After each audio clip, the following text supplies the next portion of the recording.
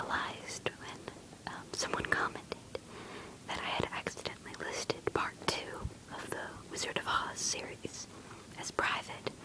So if you were looking for it and you could only find part 1 and 3, I apologize sincerely. I'm so sorry. But it should be up now. I listed it as public. So I hope that didn't disrupt anyone too much. This is going to be part 4, and it's going to be chapter 3, or as much of it as I can fit into a video.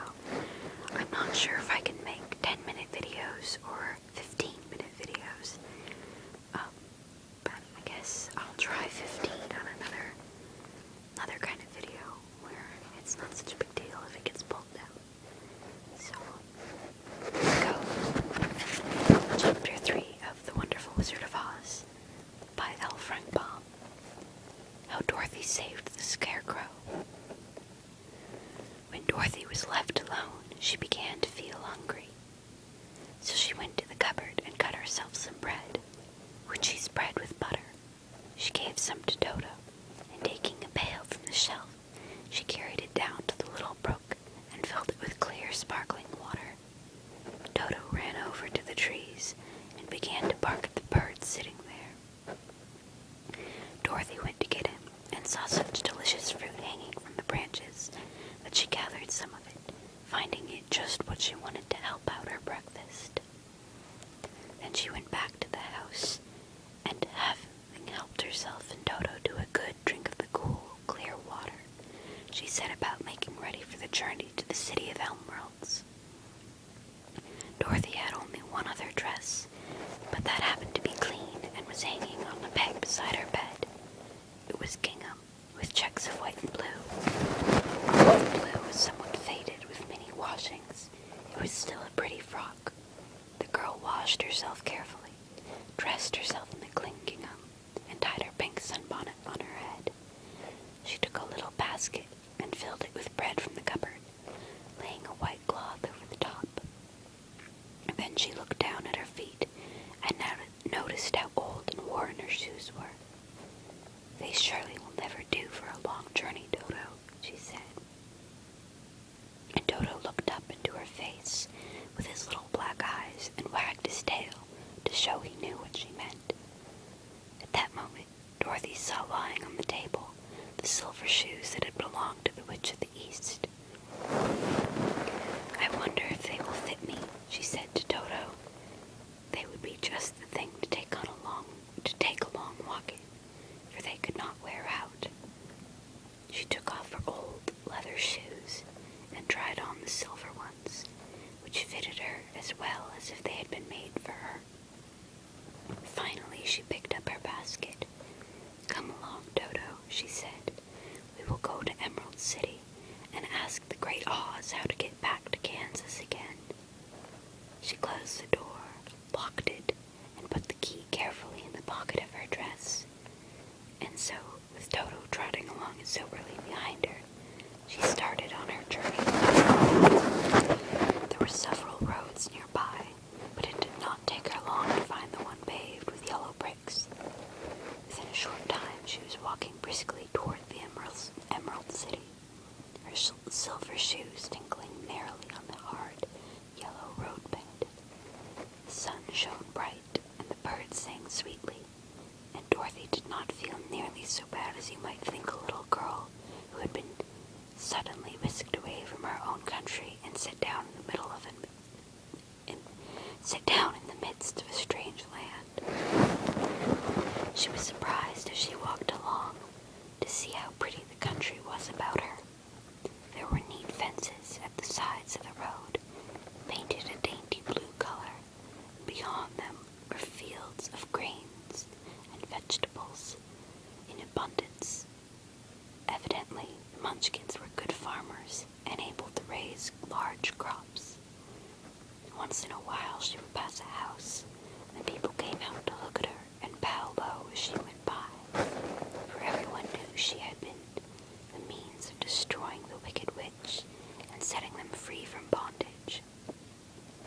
The houses of the Munchkins were odd-looking dwellings, for each was round, with a big dome for a roof.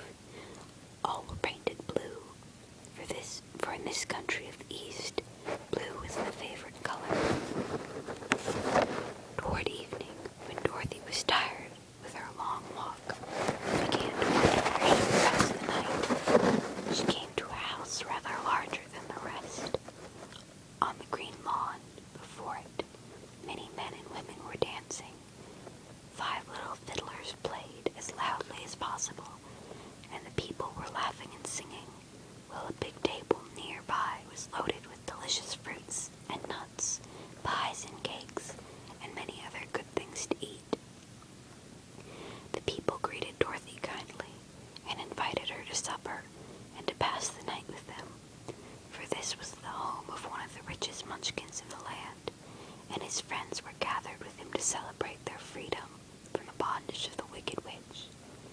Dorothy ate a hearty supper and was waited upon by the rich munchkin himself, whose name was Boq. Then she sat upon a settee and watched the people dance. When Boq saw her silver shoes, he said, "You must be a great sorceress." "Why?" asked the girl. "Because you wear silver shoes and have killed the Wicked Witch. Besides, you have white in your frock, and only witches and sorceresses wear white." "My dress is blue and white checked," said Dorothy, smoothing out the wrinkles in it. "It is kind of you to wear that," said Boq. "Blue is the color of the witches, and white is the witch color. So we know you are a friendly witch." Dorothy did not know what to say to this, for all the people seemed to think her a witch, and she knew very well she was only an ordinary little girl who had come by the chance of a cyclone into a strange land. When she had tired watching the dancing, Boq led her into the house, where he gave her a room with a pretty bed in it. The sheets were made of blue cloth, and Dorothy slept soundly until morning, with Dodo curled up on the blue rug beside her. She ate a hearty breakfast and watched a wee munchkin baby, who played with Dodo and pulled his tail and crowed and laughed in a way that greatly amused Dorothy. Dodo was a fine curiosity to all the people, for they had never seen a dog before. "How far is it to the Emerald City?" the girl asked. "I do not know," answered Boq gravely, "for I have never been there. It is better for people to keep away from Oz, unless they have business with him. But it is a long way to the Emerald City, and it will take you many days. The country here is rich and pleasant, but you must pass through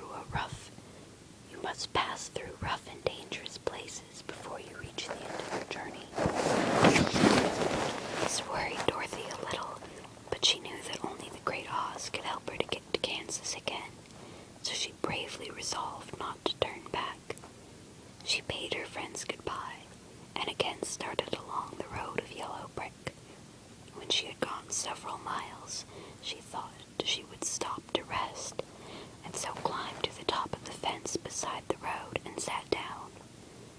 There was a great cornfield beyond the fence, and not far away she saw a scarecrow placed high on a pole to keep the birds from the ripe corn.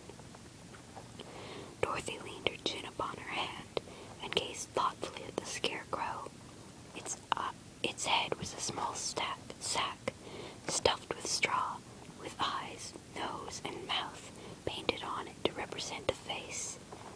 An old pointed blue hat that had belonged to some munchkin was perched on its head, and the rest of the figure was a blue suit of clothes, worn and faded, which had also been stuffed with straw. On the feet were some old boots with blue tops, such as every man wore in this country, and the figure was raised above the stalks of corn by means of the pole stuck